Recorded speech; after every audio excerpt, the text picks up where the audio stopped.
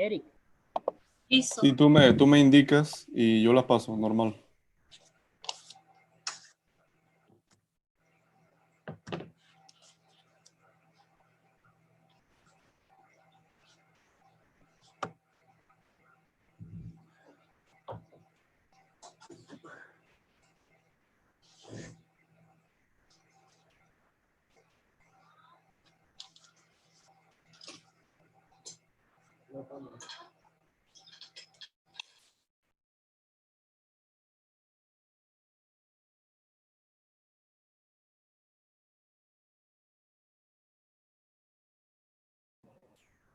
comenzamos muchachos. Hola a todos, bienvenidos. Saludos desde Honduras, les saluda Cintia Palma. Para mí es un placer saludarlos y le damos la más cordial bienvenida a nuestro webinar MED, Urgencias Médicas. Saludos a toda Latinoamérica. De verdad que estamos súper agradecidos con ustedes por darnos la oportunidad de poder llevar hasta ustedes este ciclo de webinars y pues queremos en especial agradecer al comité organizador de este webinar, que pues nos hemos unido 10 asociaciones para poder llevar hasta ustedes el día de hoy este ciclo de webinars. Así que vamos a comenzar dándole las gracias a este equipo que se ha encargado durante varios meses de organizar este gran ciclo de webinars. Damos las gracias a Hasna Gisbeli, Jesús Bóves, que son de Venezuela, a José Pérez de Colombia, a Eric Toribio de Panamá, a Camila Chalup de Bolivia, a María Rivera de Perú, a Adrián González de Paraguay, a Álvaro Zamponi de Argentina y a Ingrid Fuenmayor de Ecuador. Estamos muy felices y muy contentos de que puedan estar con nosotros. Vamos a hablarles acerca de los tiempos, de cómo vamos a estar organizados con el tiempo durante este ciclo de webinars. Los primeros 5 minutos serán para la presentación de cada una de las ponencias. 1 hora 30 minutos para cada uno de nuestros ponentes, 15 minutos para que puedan hacer sus preguntas o consultas a los doctores, de 5 a 15 minutos que le vamos a dar un espacio a todos los patrocinadores que están trayendo el día de hoy grandes premios para todos y cada uno de ustedes. Vamos a tener 15 minutos para pasar el link de asistencia. 5 minutos después vamos a tener para el sorteo. Claro que sí, tenemos muchísimos premios para ustedes. Y vamos a tener 12 horas abierto el link de asistencia para aquellos que no pudieron estar en vivo. Solo que debo decirles que los que no están en vivo no van a poder participar en nuestros sorteos. Así que los invitamos a que puedan estar en vivo en nuestros webinars. Vamos a hablar de cómo obtengo mi certificado. ¿Cómo van a poder ustedes obtener el certificado de este webinar en el que vamos a participar? El paso número 1 es que deben estar inscritos en este ciclo de webinars. Número 2, deben presentar los formularios de asistencia y colocar correctamente la palabra clave. Durante cada uno de los webinars vamos a tener una palabra clave que se va a estar poniendo, así que deben estar atentos a la pantalla para que ustedes puedan agregarlo al form. Luego, el paso número 3 es aprobar como mínimo un 60% del test final. Al final de todo el ciclo, vamos a tener un test final para que ustedes puedan desarrollarlo.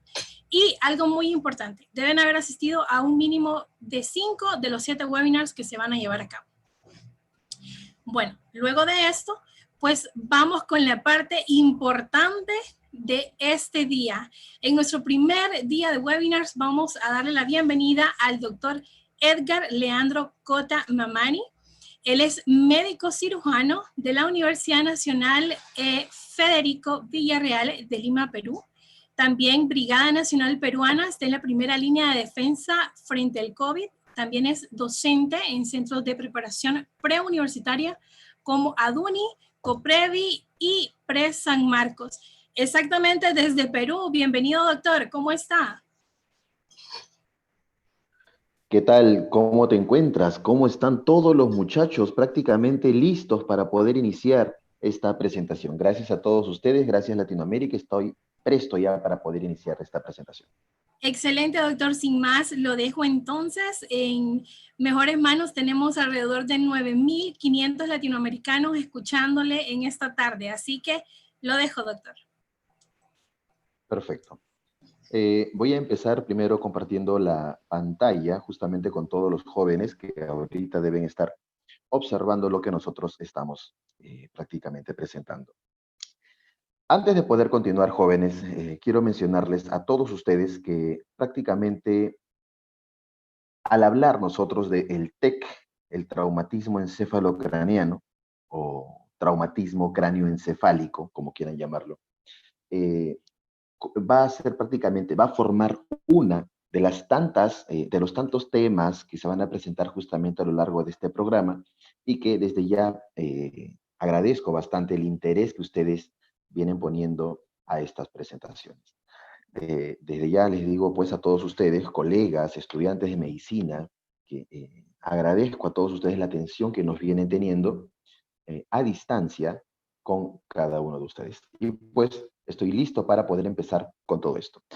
Quiero que me confirmen si antes de todo esto se desarrolló de forma adecuada lo que viene a ser el test, el pretest, para poder prácticamente poder resolver las dudas que quizás se hayan estado teniendo.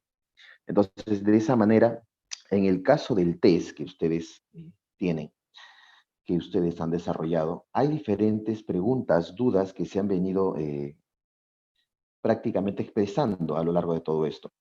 Una de las modificaciones en cuanto al test, una de las modificaciones que ustedes probablemente hayan tenido, ha sido en cuanto pues a la mayoría de epidemiología en cuanto a este tipo de casos. Es realmente lamentable cuando hablamos de epidemiología y no lo sabremos ahora, estamos enfrentando prácticamente esta pandemia.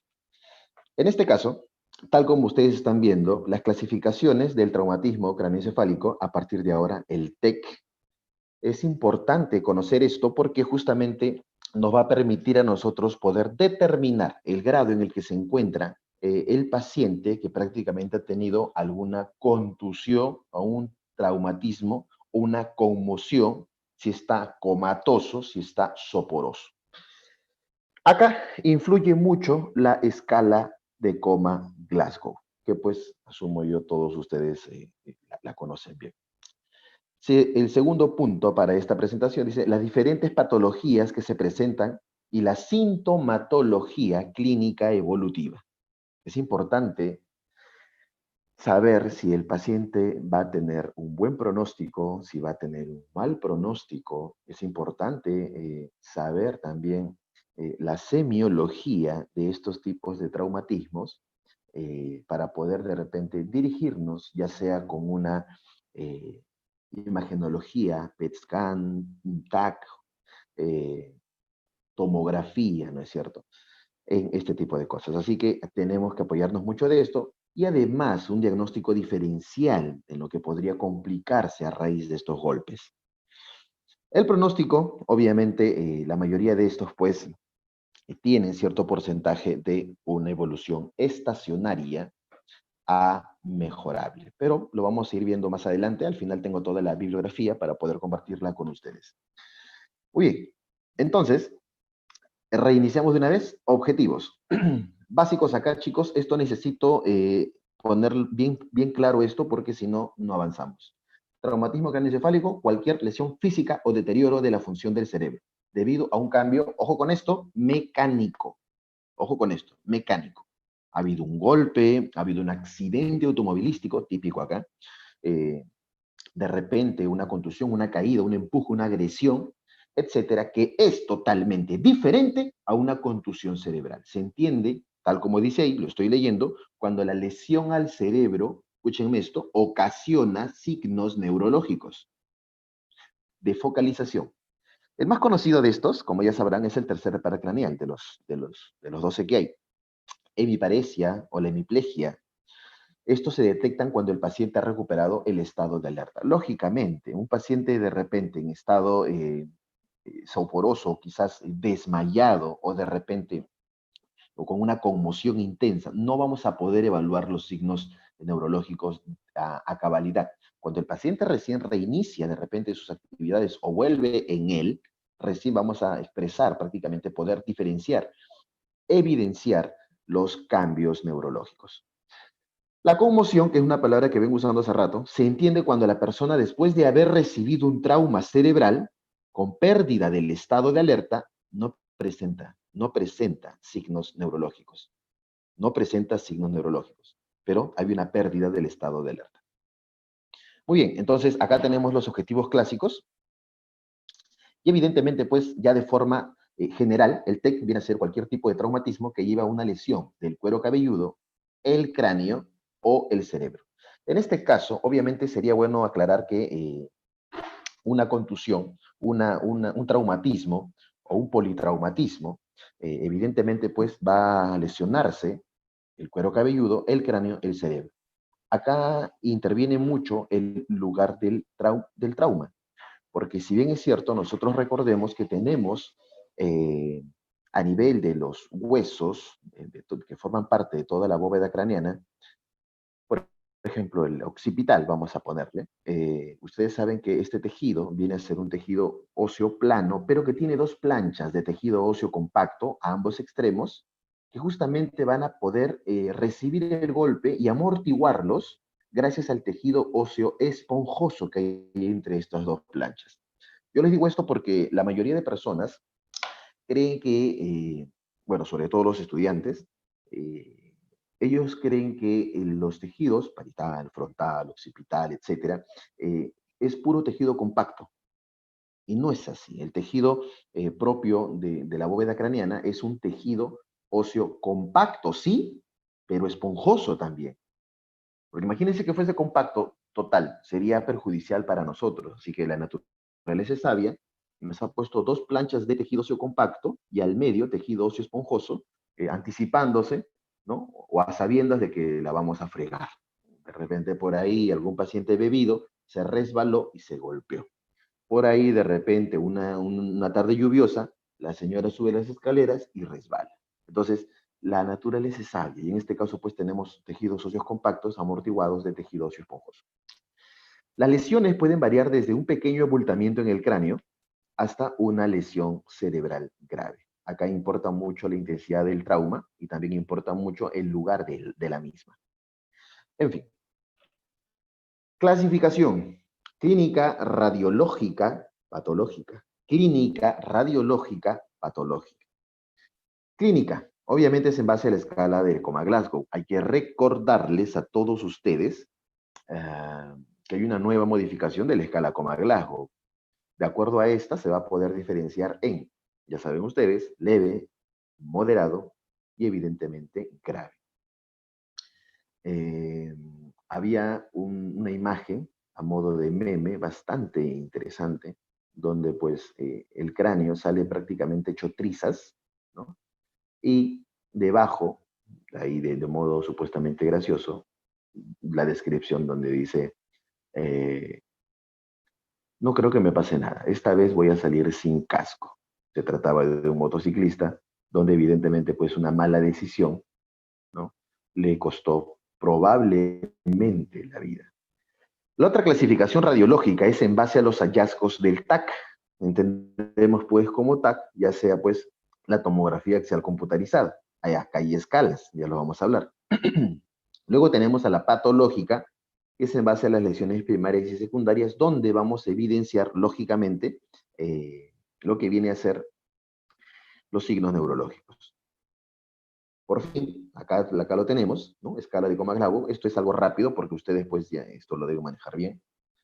Leve, cuando el TEC sale aproximadamente de 13 a 15, ¿no? Moderado, de 9 a 12, y grave pues de menos de 9, ¿no? Menos de 9. Entonces, esto ya lo saben ustedes. Yo no voy a redundar en esto, pero esta es la escala de Coma-Glasgow. Repito, hay una modificación desde hace unos años, desde el año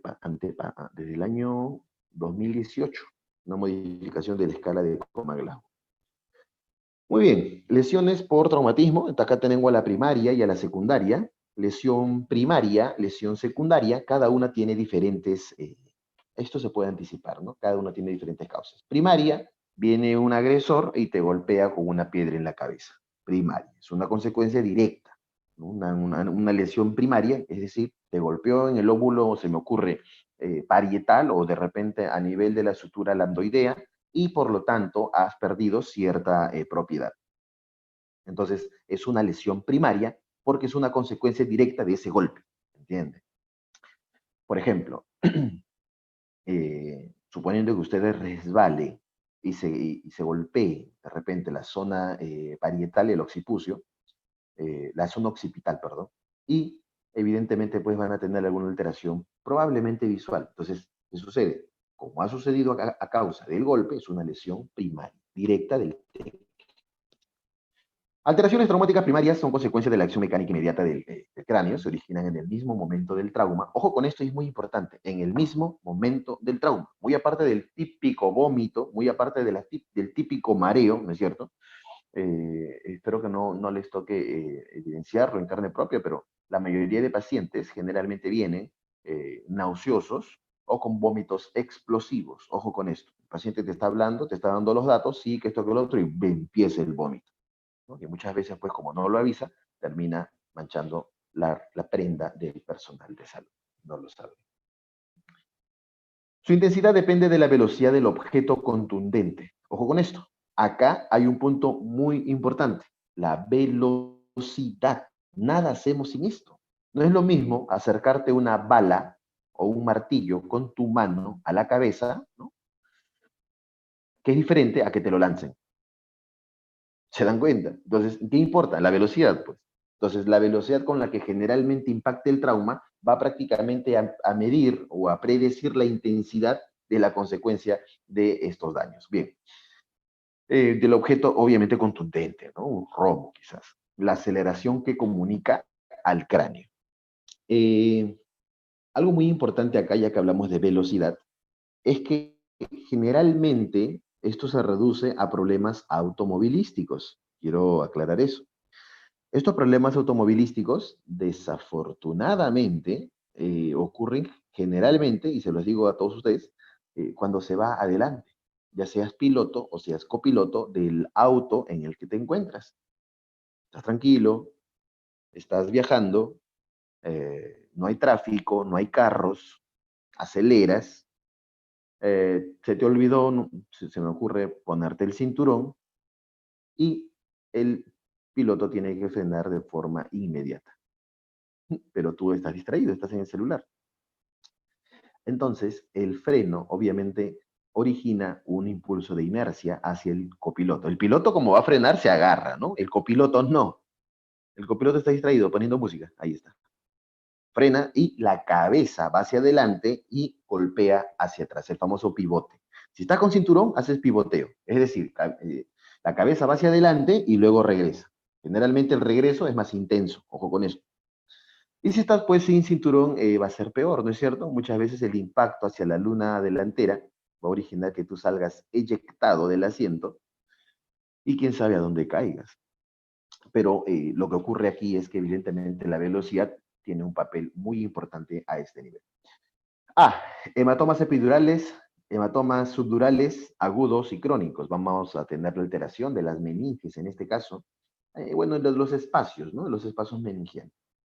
Hemorragias subaracnoideas. Esto es más típico, por si acaso. Ruptura total o parcial de los vasos de la base. Por eso que generalmente va a haber una equimosis. Ya lo vamos a ver más adelante. Formación de trombos, trombosis, formación de pseudoaneurismas, heridas cerebrales, focos de contusión cortical, laceraciones, ¿no? Más superficiales. Hemorragias, porrexis del cuerpo calloso, ganglios en la base del tallo, daño axonal difuso. Los daños axonales son típicos, eso lo vamos a ver más adelante. Muy bien. En cuanto a la fisiopatología, evidentemente, pues, las consecuencias de los procesos metabólicos que siguen el TEC, va a haber una sobreproducción de ¿qué?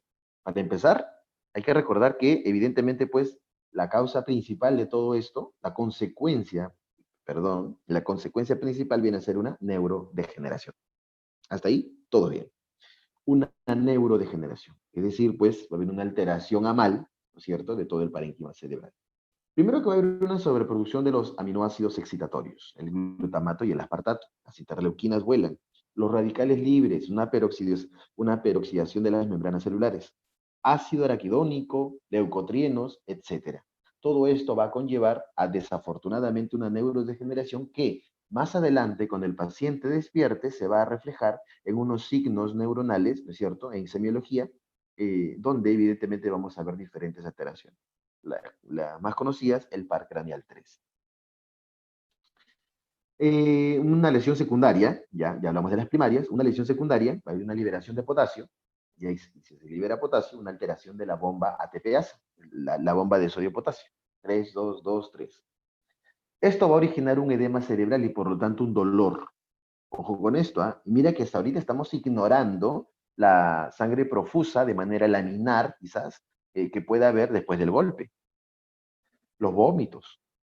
Despolarización cerebral constante. Esta despolarización cerebral constante, que justamente ha sido a consecuencia de la liberación del potasio, va a originar convulsiones. Ojo con esta.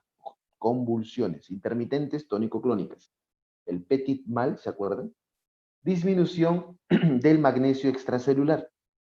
Y con ello, alteración de la glucólisis, de la respiración celular, bueno, se es redundar, ¿no? De la fosforilación oxidativa, es lo mismo, y la biosíntesis de ADN y proteínas. Entonces, dense cuenta, por favor, que hay una gran característica, una gran diferenciación entre una y otra. Es muy importante saber nosotros reconocer prácticamente cuáles son las consecuencias del TEC, pero también es importante saber por qué se están dando. Y el paciente está convulsionando. ¿Y por qué será? Y todavía no hablamos de las pupilas, que generalmente pues van a ver, puedes ver una midriasis, puede ver una miosis, puede estar drogado y te puede confundir, no lo sabemos. Bien, entonces, ahí tenemos a la lesión primaria y ahí tenemos a la lesión secundaria. Sin embargo, hay una intersección que es tal como les va a venir el paciente promedio. Ojo con esto. Repito, acá un resumen para los que recién se conectan. Lesión primaria, ya habíamos dicho, es una consecuencia directa del golpe. Lesión secundaria, pues no. Sin embargo, un paciente promedio viene en la intersección. Para eso ustedes tienen que estar preparados. Supongo que pues la mayoría es estudiante de medicina, quizás un interno tal vez. Y pues si lo dejan solos en shock trauma, de repente, porque su residente ha ido a comprar el café, y viene alguien así, ¿y qué hay que hacer? ¿Qué hacemos? Por ahí vamos más adelante. Fisiopatología. A ver, va a haber una duración y severidad. Influye en el resultado final. La duración y la severidad con la que viene el paciente, o la duración de repente del estado de inconsciencia, influye en su resultado o en su consecuencia, en su pronóstico. Manejo del TEC va a estar enfocado a corregir, prevenir y detectar las alteraciones traumáticas secundarias. ¿Cuáles son las secundarias? Hernias cerebrales, desviación de la línea media, edema cerebral, hidrocefalia, compresiones vasculares que conducen a infartos. Ojo, ojo con esto, ¿eh? Las compresiones vasculares que conducen a infartos. Abiertos, cerrados. Lo vamos a ver más adelante. Obviamente va a haber una clasificación tomográfica. Este punto es muy importante. Yo voy a alcanzar las diapositivas. Acá tenemos diferentes grados. Ojo con esto. El trauma craneoencefálico según, obviamente, la escala Marshall, ¿no? Grado 1, 2, 3, 4, 5 y 6. Tipo de lesión, lesión difusa, difusa 2, difusa 3, difusa 4, el shift clásico, lesión focal evacuada, lesión focal no evacuada. Cada uno con sus descripciones de cómo lo vamos a evidenciar en un ataque. Ojo, obviamente en un ataque craneal, pues, ¿no? Sería redundar, un ataque, ¿de qué va a ser? La más importante acá es el grado 2 y el grado 4. El grado 2, cisternas presentes con desplazamientos de línea media. Eso es importante. Si quizás alguno recién esté escuchando esto, línea media, esto es importante. Va a haber un desplazamiento. ¿Pero por qué? Por cisternas presentes. ¿De qué? Quizás hemorragia, tal vez. Lesiones densas. En cambio, en la shift, es decir, en la lesión difusa 4, va a haber desplazamiento de la línea media mayor, escúchenme esto, de 5 milímetros, que en la difusa menor de 5 milímetros. Ojo con esto, y cada una de estas evidentemente me va a evidenciar cierto grado de consecuencia semiológica que pueda tener el paciente. Muy bien. Bueno, factores de riesgo, ¿no? Esto ya lo vamos adelante antes a modo de introducción. Área rural, área urbana y por edad. En cuanto a edad, generalmente son los varones, ojo, ahí por algo, por cuestiones del destino, el varón vive menos, ¿no? Tiene más incidencia entre personas de 5 a 19 años. Área rural y área urbana. No se escapan de esto las personas, los adultos mayores, los de la tercera edad. ¿Por qué? Porque evidentemente pues, va a haber un síndrome una fragilidad, ¿no es cierto? La mayoría de estas causas, cuando un adulto mayor resbala por el juguete de su nieto, por ejemplo, generalmente pues, va a haber una alteración coxofemoral, pero también, ya en el siguiente rubro, puede tener un TEC. Mucho cuidado. Muy bien. Se presenta más en el área urbana que en el área rural. Y la respuesta al por qué es obvia, ¿no? En el área rural pueden estar manejando una bicicleta, mientras que en el área urbana hacen competencias con su Ducati. Ahí está. El área urbana es factor de riesgo, solamente vivir en el área urbana. Sí, pero esto, doctor, yo no manejo moto, pero utilizo el transporte. ¿No? Imagínese que le toque un chofer, un Uber, no sé, de repente enfadado, y que quiera hacer carreritas, va a haber un suceso letal. Ahora, no te quiero preocupar ni ser amarillista, ¿no? Yo no quiero que salgas todos los días con casco de tu casa. El área urbana es un factor de riesgo para menores de 5 años y estrato socioeconómico bajo. Más en el sexo masculino. Ojo con esto. Mujeres generalmente desarrollan edema cerebral. Listo. En el área urbana, más densidad de población, mayor flujo vehicular, más tasas de criminalidad, sobre todo el vehicular y criminalidad. Y entre ellos dos, más es el vehicular. Vehicular o automovilístico, ¿no? Estrato bajo, menos seguridad. Claro que sí, generalmente, bueno, yo creo que en la mayoría de repente de países, quizás haya alguna zona por ahí donde haya una menor seguridad. Y pues, bueno, acá en Lima al menos no es la excepción. Y evidentemente, pues, en los sitios o en los lugares donde hay un estrato bajo, evidentemente, pues va a haber una mayor inseguridad. Y al momento del crimen, del robo, si uno se resiste, según las noticias de Perú, te golpean. Te golpean y evidentemente pues termina en un TEC. Bueno, generalmente leve, ¿ya? Porque muchas veces te terminan golpeando con la parte trasera de la pistola, la cacha de la pistola. ¡Ojo! Sin embargo, tuve un paciente antes de salir de Lima, que, bueno, 22 años de edad, le intentaron robar, no se dejó y lo golpearon. Agarraron no me acuerdo el nombre, un arma, pero era prácticamente como una aguja. Ahí está, como una asa de col, acuérdense de su clase de microbiología, como una aguja bien larga, punta roma, y se la incrustaron en el cuello, en la parte posterior media del cuello. Cuando se hizo la imagenología, se había dañado la médula espinal y el paciente estaba, obviamente, con cuadriplegia. Miren ustedes, así es, así está la delincuencia. Área rural. Obviamente se invierte la incidencia. Bueno, en el área rural, para empezar, no hay casos de criminalidad, no hay uso exagerado de automóviles. El riesgo de daño neurológico es menor entre los pacientes que sufren caídas. Esto es muy cierto, esto es muy cierto. El riesgo de daño neurológico es menor si te caes. ¿Ya? ¿Por qué? Para empezar, porque pues nosotros caemos a una velocidad de acuerdo a la altura donde estamos. El promedio humano es 1,70 m. Yo tengo 1,60 m, así que estoy más cerca del piso y tengo ventaja, ¿no? Pero ustedes de repente, si tienes mayor talla y te resbalas o caes, no te va a pasar cambios significativos. Bueno, salvo que caigas, no sé, de repente en una escalera, etcétera, ¿no? Sin embargo, es diferente a que alguien te agreda. Ojo con esto. Diferente con un martillo, por ejemplo. ¿Cuál es la fuerza de impacto necesaria para producir daño? ¿Cuál es la fuerza de impacto necesaria para producir daño? Bueno, generalmente la fuerza necesaria para empezar ya a producir daño es a partir de los 10 newton. Warfarina, antiagregantes plaquetarios. No hay que subestimar el impacto de esto en el grupo, en este grupo de pacientes.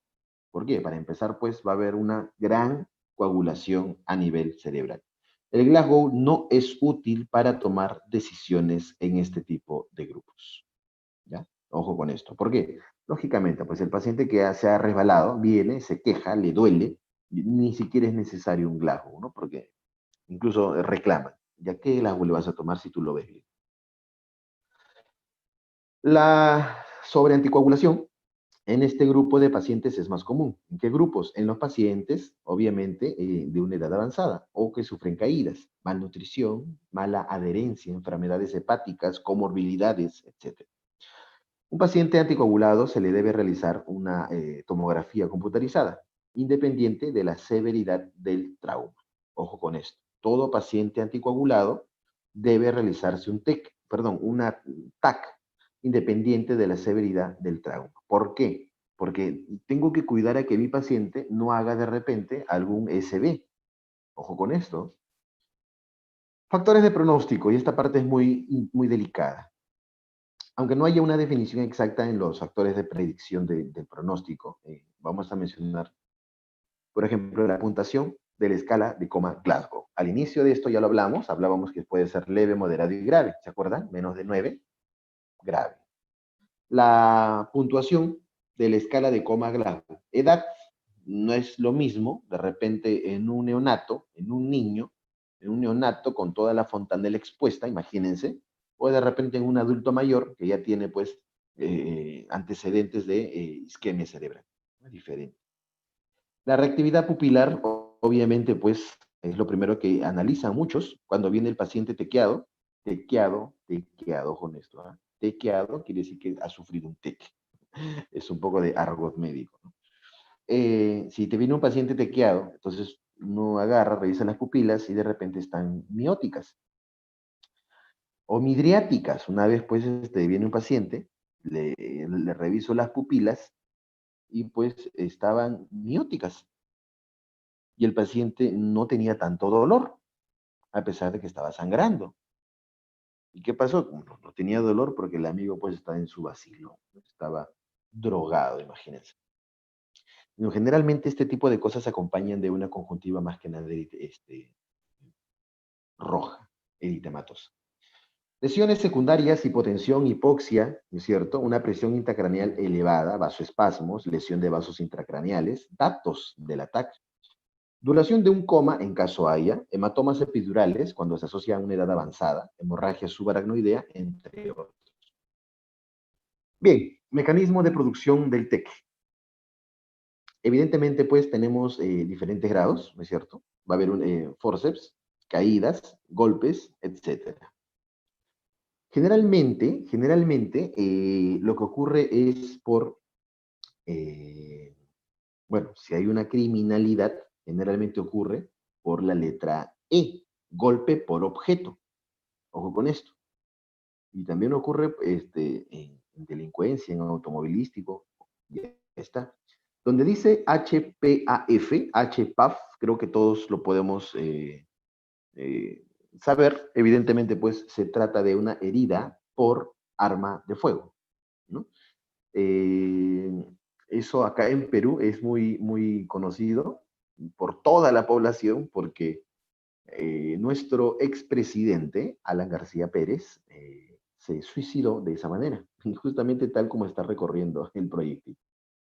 Evidentemente, pues los mecanismos de producción son diferentes, ¿no? Por forceps, sí saben que el forceps, pues obviamente eso se trata de un neonato, que puede haber evidentemente una contracción perjudicial para el neonato por caída, generalmente en el lado occipital, ¿no? Ya sea en el juguete de un nieto, o de repente en un ebrio, o quizás te resbalas.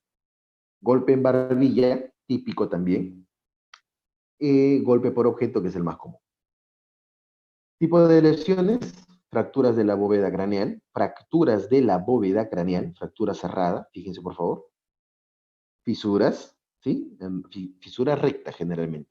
Fractura con hundimiento. Acá va a haber una alteración, obviamente, del cuero cabelludo, de todas las meninges, del tejido celular subcutáneo, no en ese orden, obviamente, del tejido óseo y, evidentemente, una lesión del parénquima, de la corteza cerebral.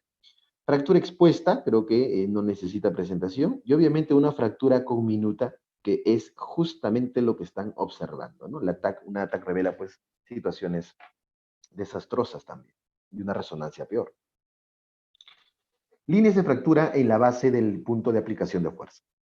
Líneas de fractura en la base según el punto de aplicación de fuerza.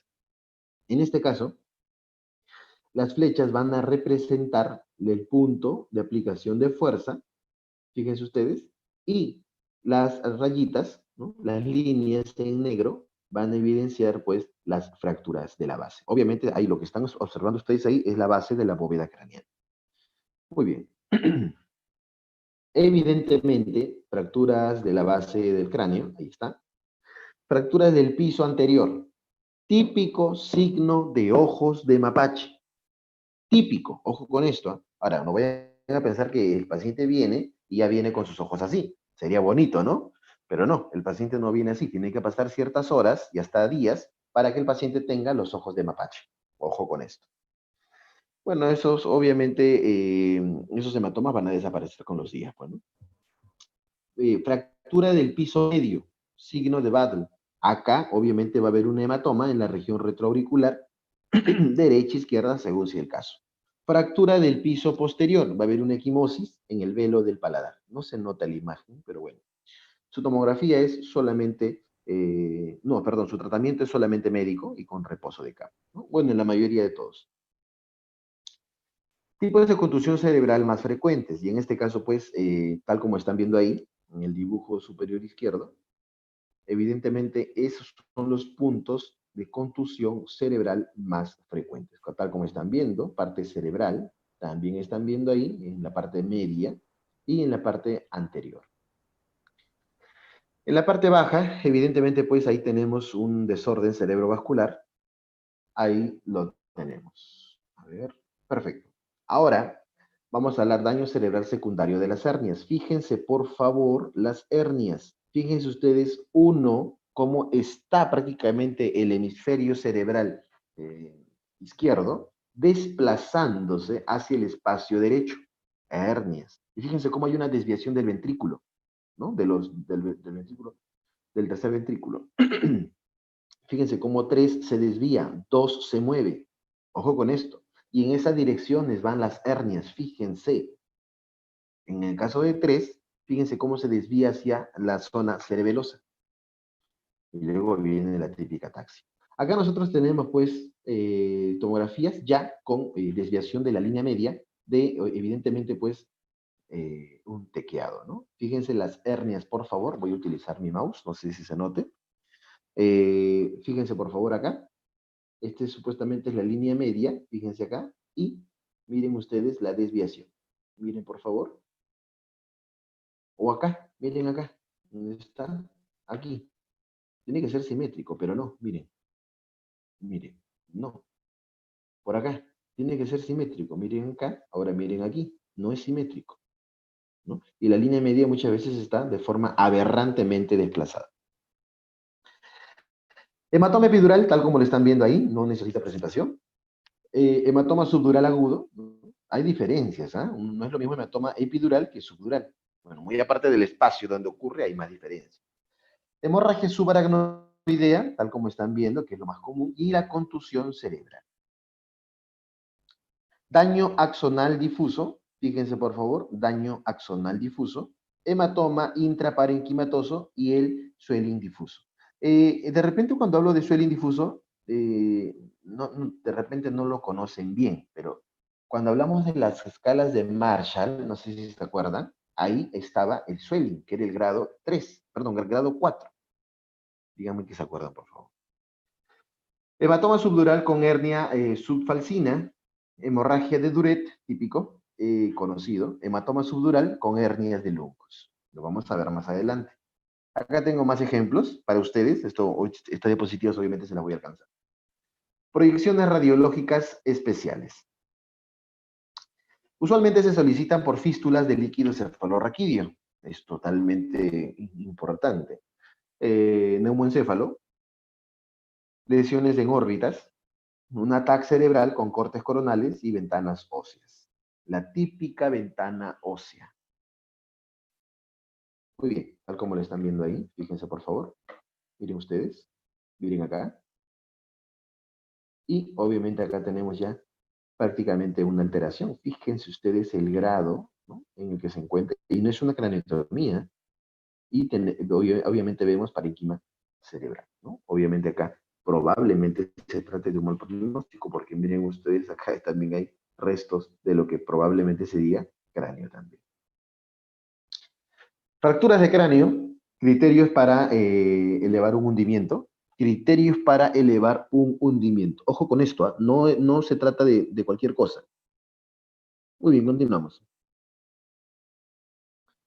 Fracturas con hundimiento A, B y C. Pérdida de líquido cefalorraquídeo. Ojo, déficit neurológico subyacente y mayor de 10 milímetros o que el grosor del cráneo. Fracturas de la base del cráneo. Fracturas de la base del cráneo. Datos clínicos. Otorraquia o rinorraquia, ya sí sabemos qué es esto, ¿no? Raquia viene de médula espinal y oto, pues, lógicamente de oído. Hemotímpano o laceración del conducto auditivo externo. Equimosis posauricular, lo que les hablé del Battle o de mapache, entre otros. Así que ya lo saben. Un tratamiento, obviamente, cuidado de no pasar, ¿no?, dentro del cráneo o contraindicación de rinorraquia. Antibiótico terapia, aneurismas, fístulas, etcétera, etcétera, etcétera. Ahora sí, principios de manejo. Esto es lo que a ustedes les importa. Primero, hay que asegurar, hay que mantener, hay que despejar la vía aérea. Punto número 1. Punto número 2. Buena analgesia. Lógico, el paciente te va a venir quejándose y si no se queja, cuando se despierte se va a quejar. Analgesia o sedación según el grado Glasgow que ustedes le vayan a tomar al paciente para permitir la buena oxigenación y la buena ventilación, lógico. Por ejemplo, un paciente COVID, si necesitamos intubarlo porque su saturación de oxígeno no es la adecuada, tenemos que sedarlo. ¿Por qué? Porque obviamente va a sentir un estorbo al pasar el laringoscopio y tenemos que sedarlo para que pueda recibir una ventilación mecánica. Reanimación de la circulación para permitir una buena reanimación de la circulación para permitir evidentemente un buen manejo, ¿no es cierto? Evitar la hiper o la hipoglucemia. Esto es menos importante, sin embargo, ahí lo pongo. Identificar rápidamente al paciente con una lesión susceptible al manejo quirúrgico. Esto es cuando ustedes afortunadamente se encuentren en un ambiente preparado para, con buen equipo o de repente una buena disposición, ¿no? Sin embargo, si el hospital que ustedes se encuentran no es un hospital, es un centro de salud, donde la justa hace radiografía, poco podemos hacer. Y hasta que se refiere el paciente, no le va a ir bien. La reanimación debe indicarse antes del estudio completo del paciente. Ojo con esto. La reanimación debe iniciarse antes del estudio completo del paciente. La reanimación hipotensiva, esa pregunta la voy a dejar ahí. Reanimación hipotensiva.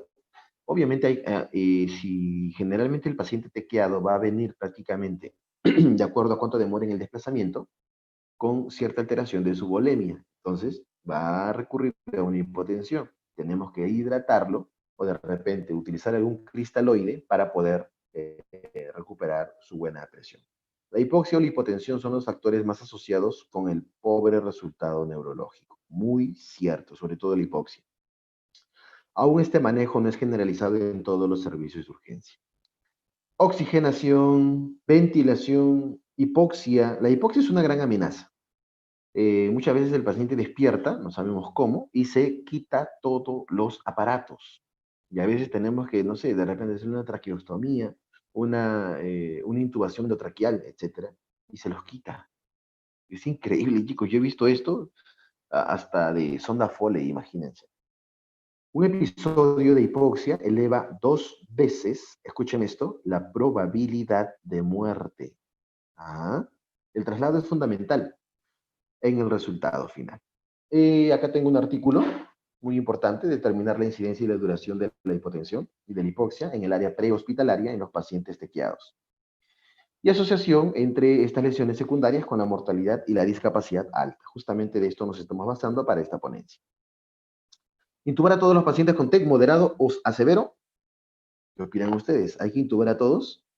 Generalmente se intuba a un paciente de moderado a severo. Sí es cierto, ya sí es cierto. La causa de muerte en los pacientes con hipoxia es más debido al daño pulmonar. La causa de muerte en los pacientes con hipoxia es más debido al daño pulmonar que al manejo de la vía aérea, lógicamente. Bien, y luego tenemos por acá la la hiperventilación. Se ha utilizado ampliamente para reducir la presión. Obviamente, va a reducir evidentemente la PIC, elevando el riesgo de isquemia, pero sobre todo si se utiliza debe ser iniciada en la UCI, ¿ya? Unidad de cuidados intensivos, donde se puede monitorear la oxigenación cerebral. Muy bien, acá tenemos un PET scan, estudio, ¿no? A base de los protones, donde lógicamente podemos ver prácticamente qué es lo que ocurre al momento de la oxigenación. Fíjense ustedes cómo la zona intensa viene a ser prácticamente la zona de oxigenación, ¿no? Cada vez más, hasta poder prácticamente asegurar una adecuada distribución de perfusión oxígeno, CO2. La presión arterial. La hipotensión dobla la mortalidad en pacientes tequiados, pero en pacientes tequiados severos, independientemente de lo que sea, de edad, de Glasgow, todo. Ojo con esto. Entonces tenemos dos puntos. Uno, la hipoxia, ¿no? Los episodios hipoxémicos, y otro que viene a ser la hipotensión. El manejo de la presión arterial es fundamental. Ojo con esto, hay que utilizar vasopresores e inotrópicos, evitar soluciones hipotónicas. Ojo con esto, evitar soluciones hipotónicas. Soluciones hipertónicas disminuyen, obviamente, y restauran la presión, efectos sobre la respuesta inflamatoria y reduce el edema cerebral. Esto es muy importante, repito, evitar soluciones hipotónicas. Presión de perfusión cerebral. Lógicamente, la presión sanguínea dentro del tejido intracerebral tiene como objetivo mantener el flujo sanguíneo. Hay algo muy importante que se da con valores, ¿no?, de presión de perfusión cerebral, generalmente tabula entre unos 60, 70, hasta 150 milímetros de mercurio la presión de perfusión cerebral. Los valores van a cambiar en el paciente hipertenso. Ojo con el lógico, ¿no?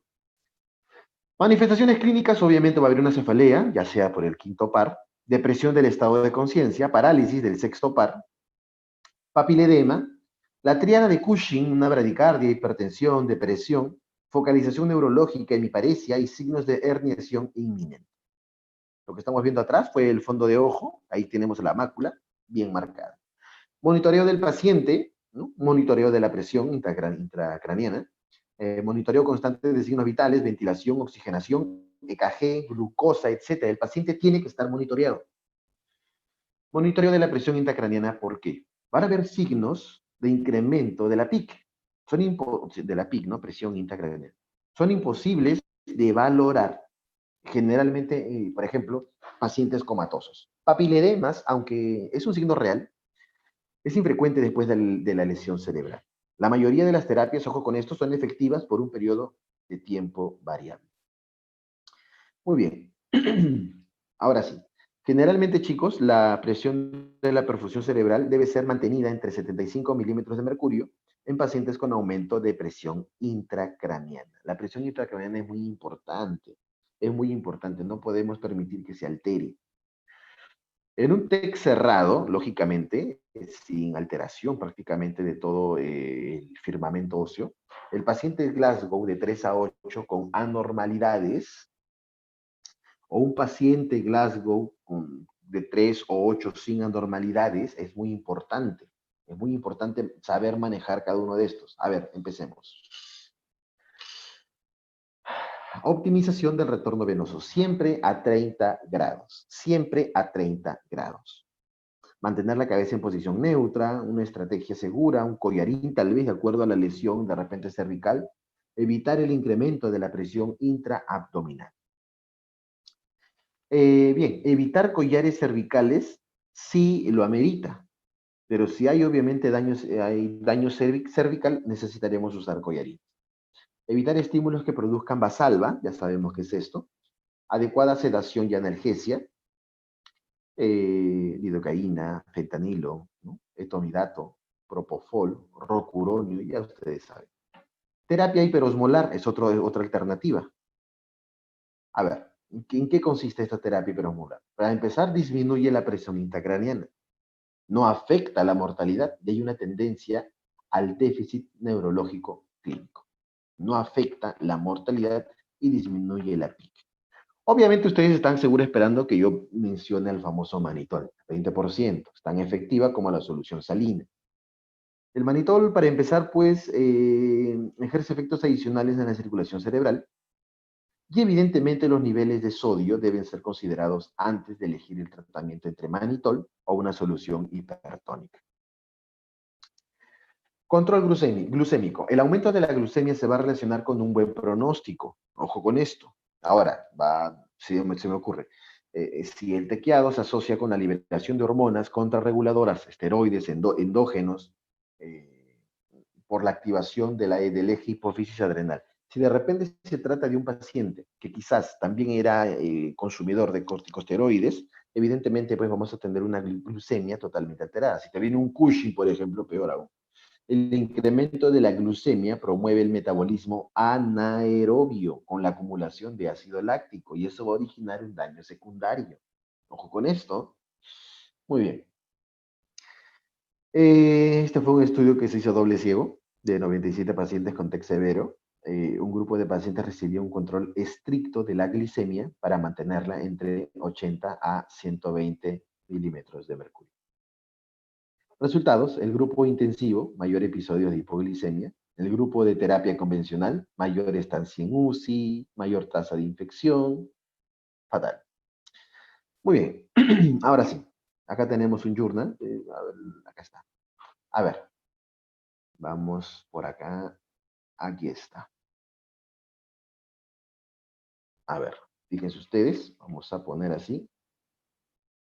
Ahora nos vamos prácticamente a hablar acerca de lo que viene a ser. A ver, aquí está.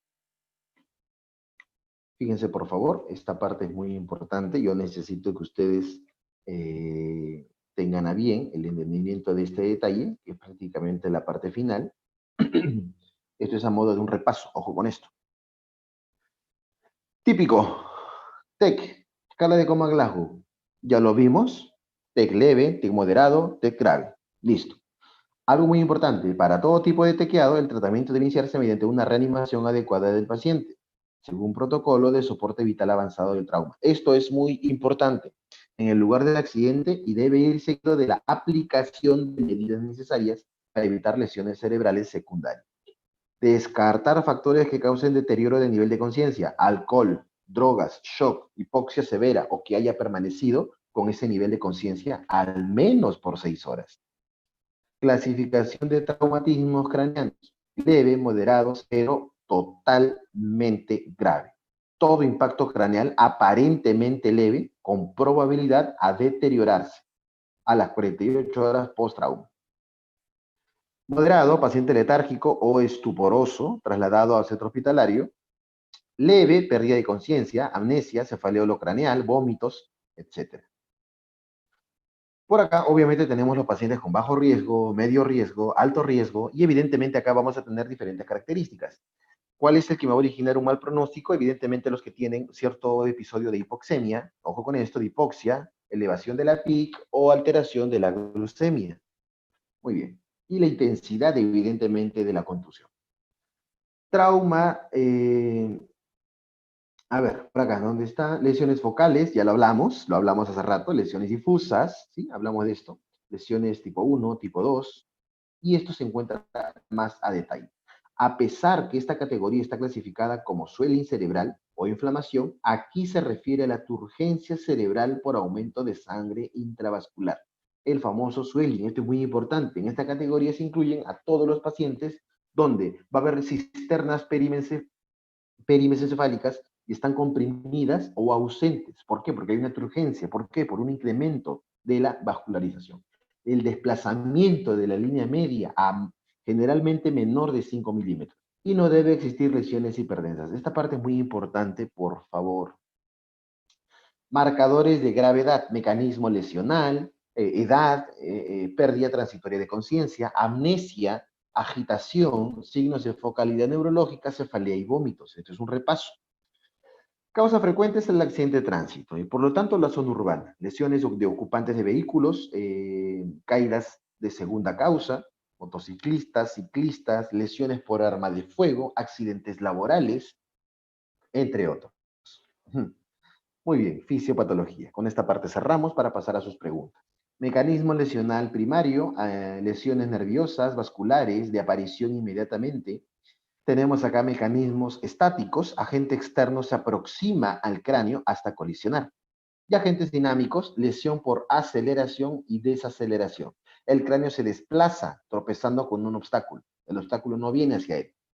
¿Se dan cuenta? Lesiones focales, evidentemente hemorragia epidural, subdural, contusión hemorrágico cerebral, hematomas intraparenquimatoso cerebral.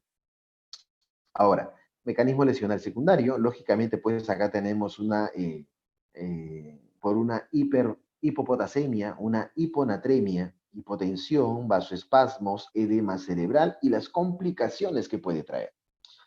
Perfecto. Luego tenemos los daños primarios y daños secundarios. Esto lo hablamos al inicio. Los daños primarios son los que vienen directamente de la contusión y los daños secundarios los que vienen después de este. Laceraciones de cuero cabelludo, primario. Enfermedad neurológica progresiva, daño secundario. Contusiones o laceraciones del cerebro, primario. Daño isquémico, secundario, etcétera, etcétera, etcétera. Fracturas de cráneo, ya habíamos hablado que habían varias. Tenemos lineales con hundimiento, las diastásicas y las basilares, ya sea en la base, ¿no? Entonces ahí las tienen. Por acá, fíjense por favor, fractura lineal, acá tenemos una ventana ósea, fracturas lineales. Tomografía helicoidal computarizada para un cráneo que muestre una fractura lineal cerrada, fíjense por favor, ahí está. Tenemos fracturas, fíjense por acá, el signo de, ¿te acuerdas? Ojos de mapache, ¿no? Acá con hundimiento, fracturas depresivas, y esto es lo que se ve, ¿no? Terrible. Seguimos. Causas de fractura de cráneo, ya lo hablamos hace rato, accidentes automovilísticos, caídas, golpes de cabeza, lesiones deportivas, abuso físico, entre otros. Traumatismo al nacer por el forceps. Fracturas leves de cráneo, hielo, reposo a casa, punto. Fracturas más severas, obviamente una oxigenoterapia, reanimación, medicación, ¿no? Y obviamente pues si requiere cirugía, cirugía y evidentemente una rehabilitación si lo merece. Acá está, hematomas intracraneales. Fíjense por favor. Listo. Hematomas epidurales se producen cuando se forma un coágulo de sangre debajo del cráneo, pero por encima de la dura madre, ¿no? Se debe por un desgarro de arteria meningia media, vena, meningia media o senos de la dura madre. Fíjense por favor, aquí está. Esta sería una hemorragia propia de lo que vimos anteriormente, un hematoma epidural, cuadro clínico, cefaleas, vómitos, convulsiones, signo positivo de Babinski, unilateral, presión elevada del líquido cefalorraquídeo y hiperreflexia, pérdida breve de la conciencia. Va a estar obnubilado el paciente, una hemiparesia contralateral, ¿no es cierto? Dilatación pupilar, o ipsilateral también. Bueno, tratamiento, internar, observar, un ataque de seguimiento y cirugías en caso se requiera. Hematoma subdural se produce cuando se forma un coágulo de sangre debajo del cráneo. Se puede formar por desgarros asociados a fracturas de cráneo. Y pues evidentemente son síntomas ocasionados por compresión del cerebro subyacente. Fíjense acá que va a haber una diferente muestra, ¿no? se produce cuando se forma un coágulo de sangre debajo del cráneo, pero por encima de la dura madre. Perdón, y por debajo de la dura madre. Entonces, debajo del cráneo y debajo de la dura madre. Entonces, se asocia, acá tenemos la imagen, fíjense por favor, hematoma subdural. ¿Sí lo ven? Ahí está. Fíjense por favor, hematoma subdural debajo de la dura madre, debajo del cráneo. Muy bien. Acá tenemos también. Listo. Causas comunes, acumulación alrededor de la laceración, vasos de la superficie, entre otros. Acá tenemos, fíjense, esto sería, ¿qué? Dural, epidural, subdural, ¿no es cierto? Hematoma subdural. Tratamiento, drenaje quirúrgico, sí o sí. Cirugía, una cirugía podría incrementar la lesión cerebral. Craniotomía, con colgajo grande para evacuar coágulos, lógico. Hematoma parenquimatoso, esto ya es dentro del cerebro. Sangramientos en cerebro que pueden extenderse, cefaleas y vómitos. Y las causas pueden ser primarias, secundarias o simplemente desconocidas. En el caso de las primarias, lo típico es una hemorragia hipertensiva o una angiopatía amiloidea o un aneurisma.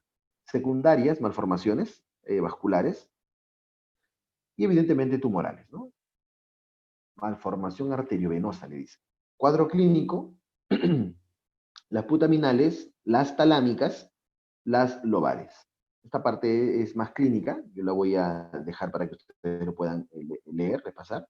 Las cerebelosas es lo que escasamente ven, pero acá tenemos a los vómitos, vértigos, cefaleas, ataxia, el famoso nistagmo, puede presentar parálisis del sexto o del séptimo par craneal, y evidentemente pues se van a asociar a una hidrocefalia aguda y alteraciones de la conciencia momentánea. Muy bien, pontinos intraventriculares, esto es ya un poquito más a fondo, fuera de nuestro objetivo.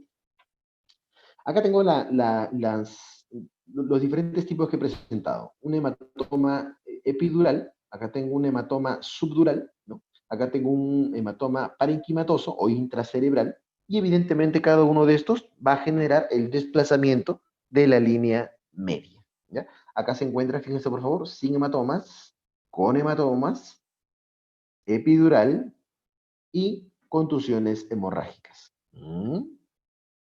Ahí se ve mejor, ¿no? Ya, rapidito.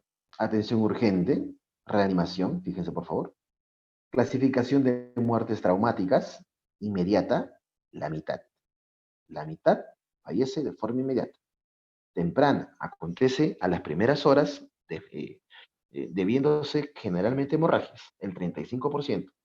15% pasada la primera semana, generalmente por complicaciones de las que las infecciones o el fracaso multiorgánico. Terrible, ¿no? Pero es así. Atención inicial, permeabilización de la vía aérea, como lo dije hace rato, circulación y control hemorrágico, evaluación neurológica, monitoreo de la presión, TAC, control.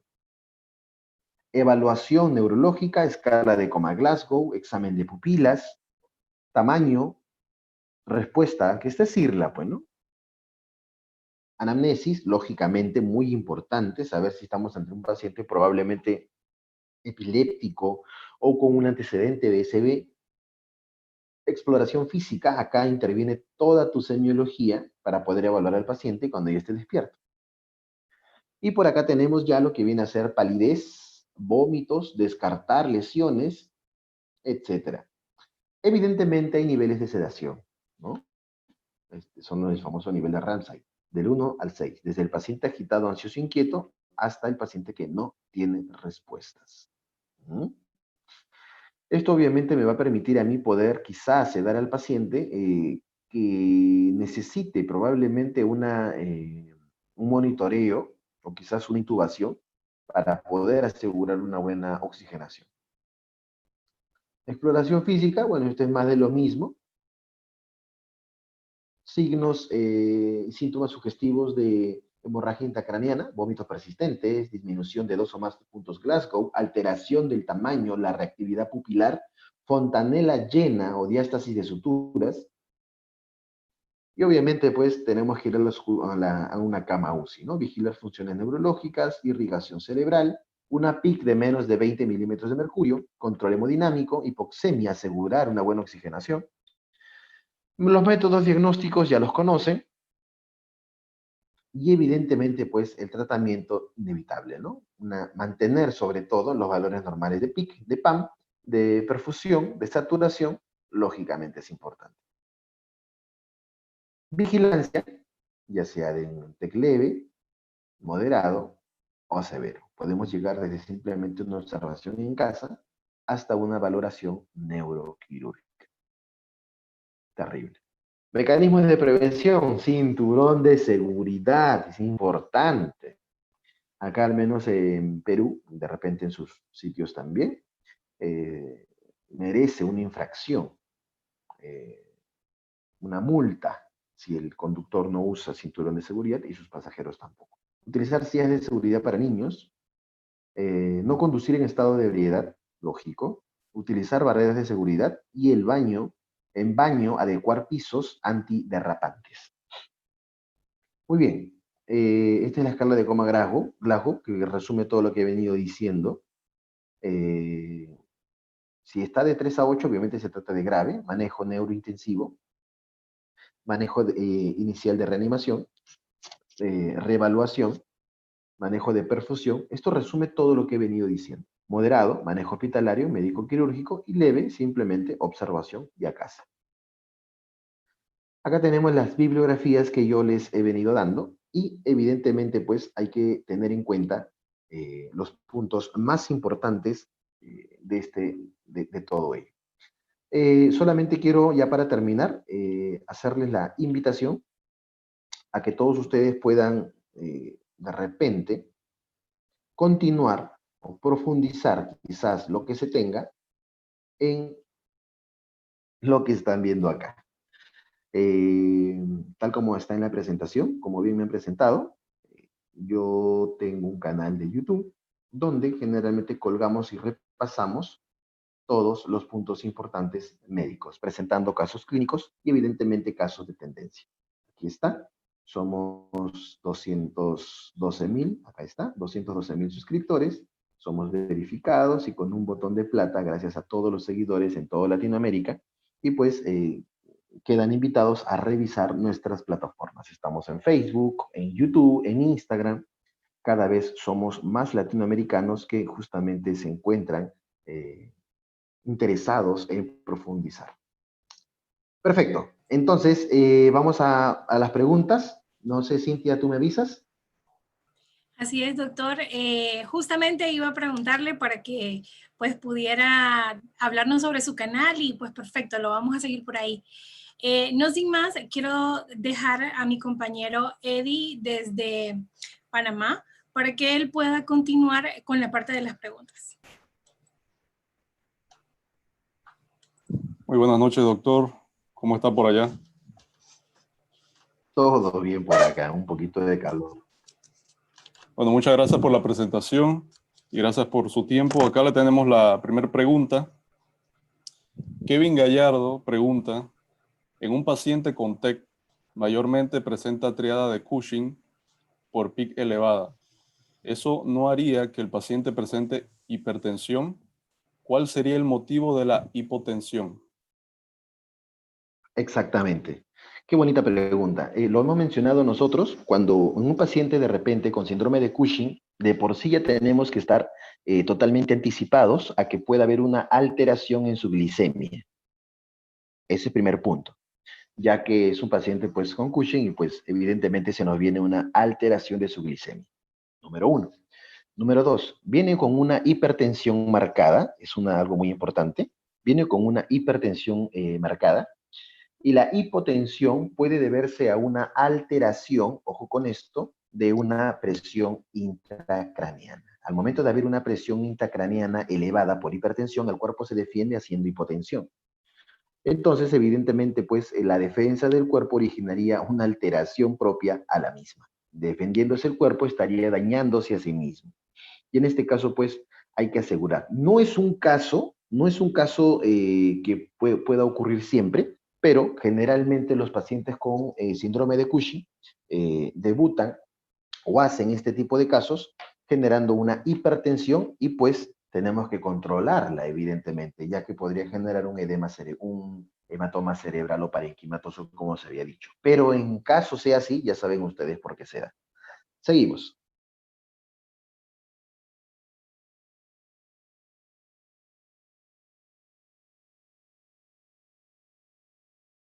Seguimos. Muchas gracias, doctor. Déjeme ver si están llegando más preguntas. A ver, son las... Ya, perfecto. A ver, vamos a llegar tarde a la guardia hoy día.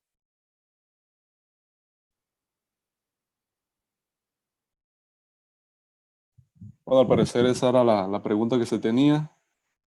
Parece que quedó todo claro con Perfecto. respecto al tema. Excelente. Bien, antes de despedirnos, doctor, porque el cronograma es un poco más extenso, a los que están observando la presentación, ven que aquí está la palabra clave. Esa palabra les va a servir posteriormente para poder resolver el enlace de asistencia, el formulario de asistencia. Recuerden que esa asistencia va a servir al final para, eh, para su certificado. Así van a obtener su certificado. De tal manera que los que están observando la pantalla vayan anotando esa palabra para cuando les enviemos el enlace de asistencia. Perfecto, Eddie. Quiero mencionarle a todos los seguidores, a todos los espectadores, que justamente pues quedan totalmente invitados, todos, a, eh, a poder prácticamente continuar este tipo de estudios visitando lo que viene a ser la página de Facebook que nosotros manejamos, justamente con gran cantidad de seguidores, gracias a todos, somos cerca de 80,000 seguidores de toda Latinoamérica.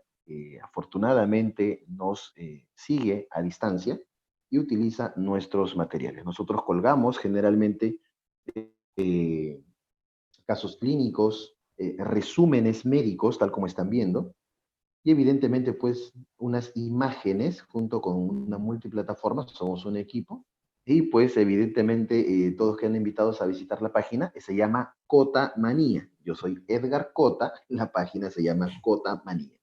Y pues nosotros ahí damos alcances, entre otras cosas. Estamos en YouTube y en Instagram. Agradecido, Eddie, de haber sido productivo esta tarde. Yo dejo a todos los muchachos, tengo guardia a las 8. Y evidentemente, pues, un saludo para todos ustedes y también para los espectadores y los futuros ponentes a partir de mañana. Muchas gracias, Eddie.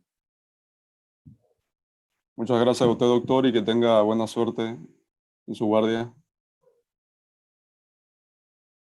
Bueno, para los que están observando la presentación, a continuación vamos a tener la presentación de nuestros patrocinadores, de tal manera que no se retiren, por favor, que vamos a recibirlos para observar un video. Posteriormente vamos a tener el sorteo y las sorpresas, así que no se retiren, por favor.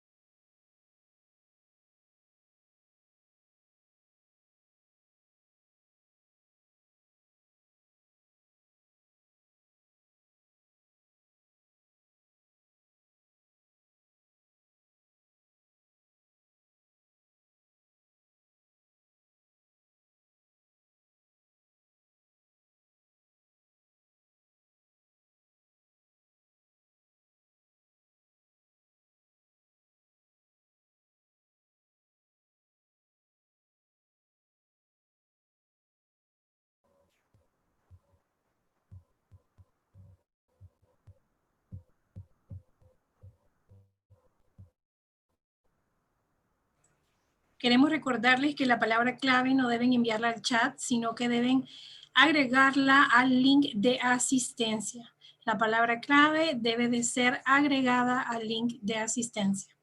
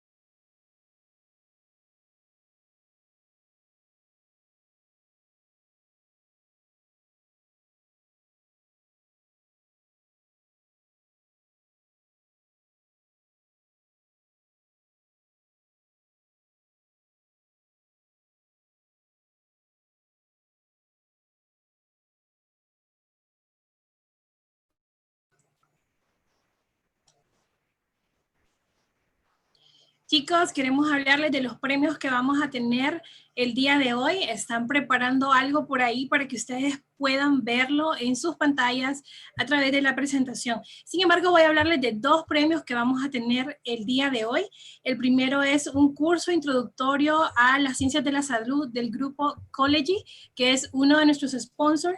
También tendremos un curso predoctor gracias a CTO, el grupo CTO Venezuela. Así que listos todos para que puedan participar en el curso predoctor. Ustedes deben de aceptar en el link de asistencia de que su información puede ser pasada a nuestros sponsors de grupo CTO. Sin más, los dejo con esta presentación del grupo College.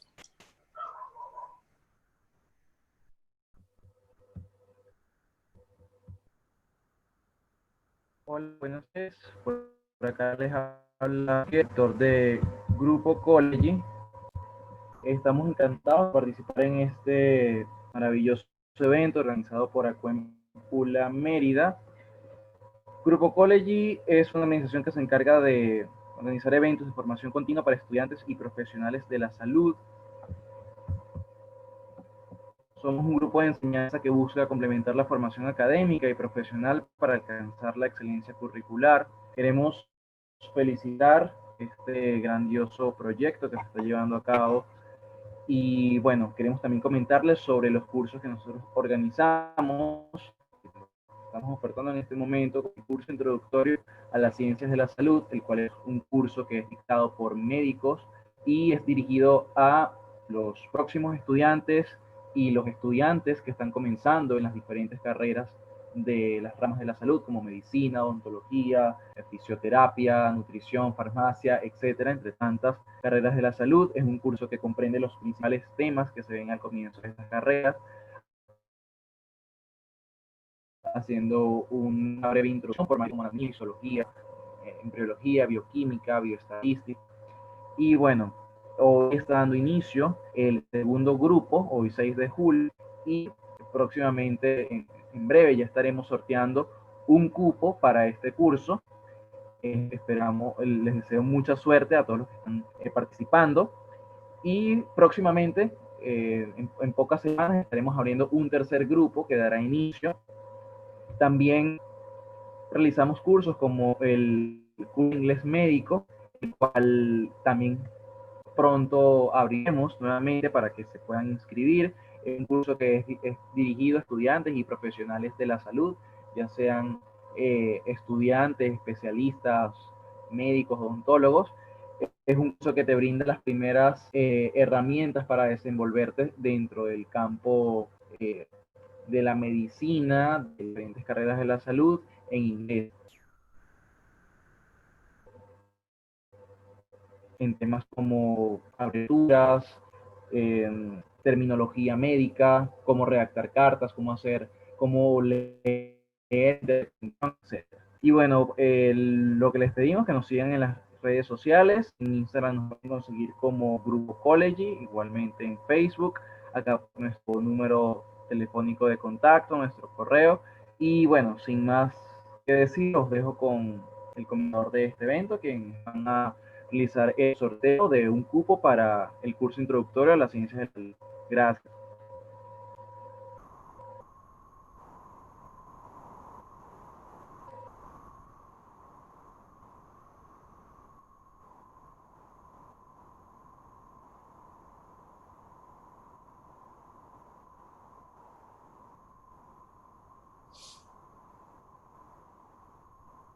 Bueno, chicos, por los grupos van a estar pasando el enlace para que puedan llenar la asistencia. Recuerden que en la asistencia es necesario que pongan la palabra clave que ya pusimos durante la presentación.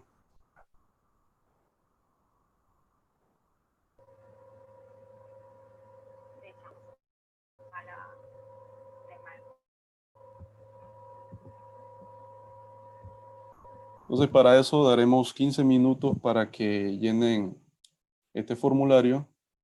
Los compañeros me van a avisar cuando ya todos los grupos tengan el enlace listo para entonces correr el tiempo.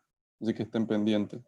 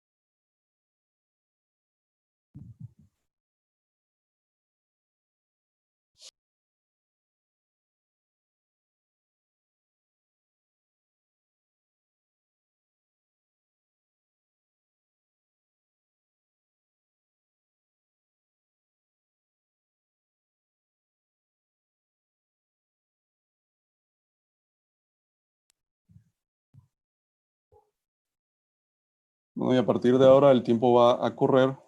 Recuerden que tienen 15 minutos para poder llenar ese formulario.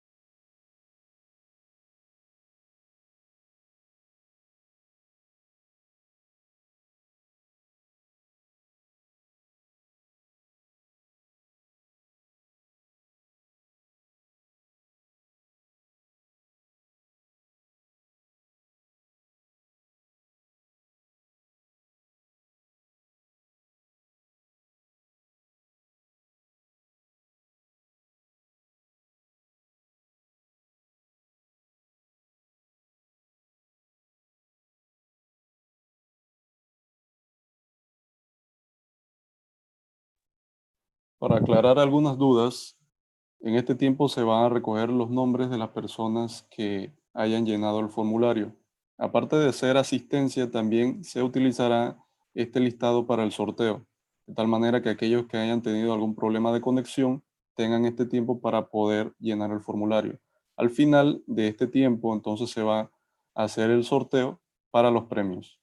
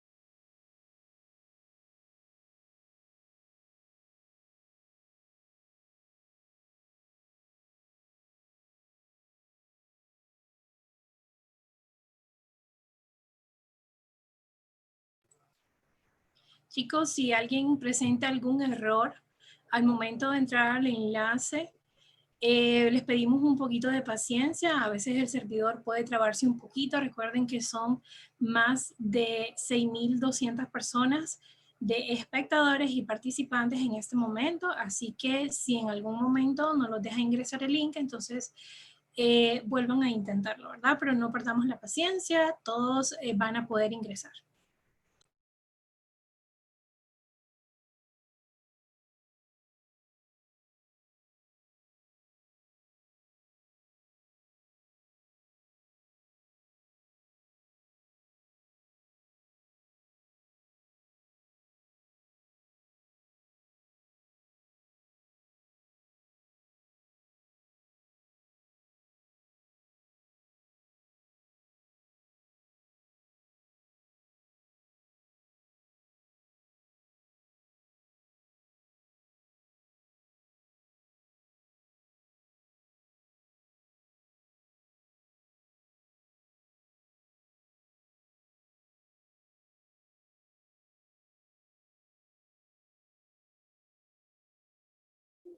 Para hacer otra aclaración, hay personas que nos están escribiendo porque al parecer tenían preguntas importantes y no pudimos verlas. Pues pedimos disculpas de antemano, sin embargo, la razón de ello es que había muchas personas escribiendo cosas que no tenían que ver con preguntas y se nos perdían las preguntas. Así que para las próximas presentaciones pedimos por favor paciencia y respeto y utilizar la caja de chat solamente para hacer preguntas. Gracias.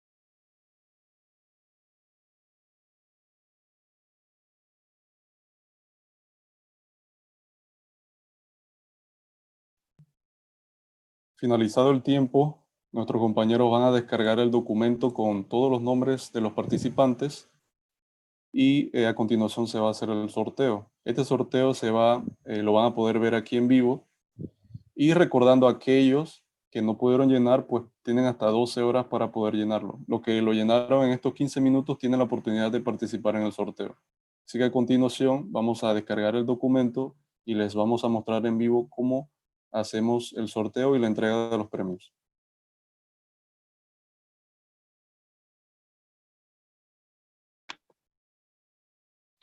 Bueno, perfecto. Ahora pasamos al momento que todos están esperando. Finalizados los 15 minutos, estaremos compartiendo la pantalla en la que podrán ver el sorteo en vivo de este cupo para el curso introductorio a la ciencia y la salud, patrocinado por uno de nuestros sponsors, el grupo CTO.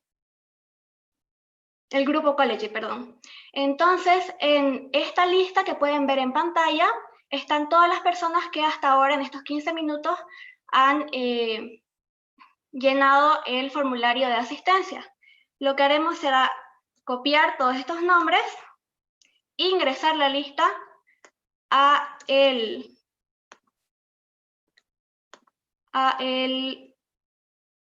esta aplicación para hacer el sorteo, y como ven acá están toda la lista de las personas que estarán participando del sorteo. Entonces comenzamos con el sorteo.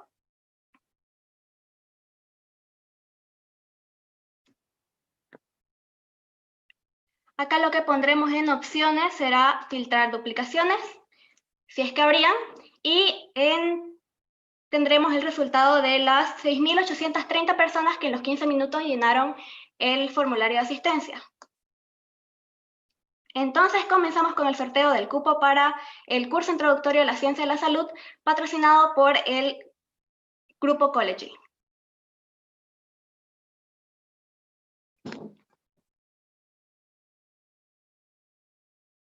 Perfecto, entonces tenemos a la persona Cristian Gabriel Unra, que ahora nuestro grupo de organizadores estaremos verificando que esta persona tenga todos los datos correctos, esté inscrita a la serie de webinars, y nos pondremos en contacto con la persona para hacerle llegar toda la información necesaria para que pueda hacer uso de este cupo.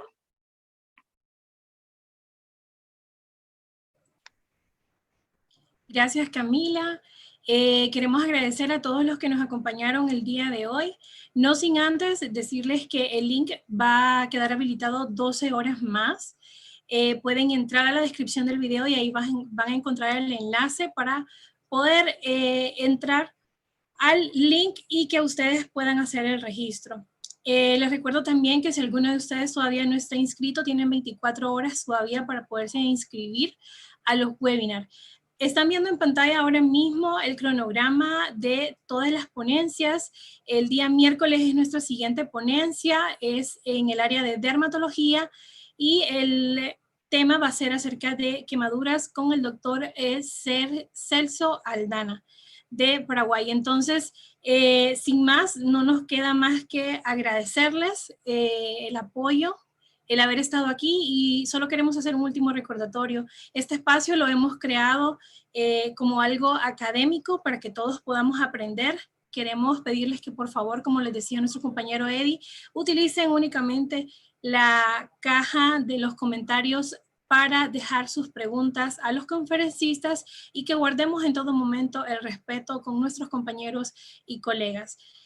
Gracias por todo, nos despedimos, saludos desde Honduras y que descansen. Nos vemos el día miércoles.